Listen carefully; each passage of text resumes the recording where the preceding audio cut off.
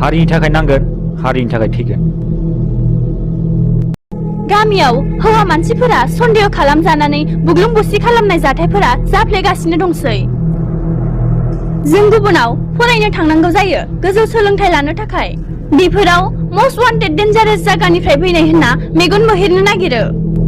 खोनासं अनजालि, हाथियारखौ गोसो जाबानो दैनो हाया, बेखौ सम आरो थासारियासो दैनो थिनो। जेब्ला सुबुंखान्थि हादोराव थानानै सुबुंखान्थिजों ब्रा ब्रा फोथाय खेबस' खालामजायो, अब्ला मानसिया सुबुंखान्थिखौ गोथै सानफ्लाङो। बेवहायनो गुबुन लामा लानांगौ जायो।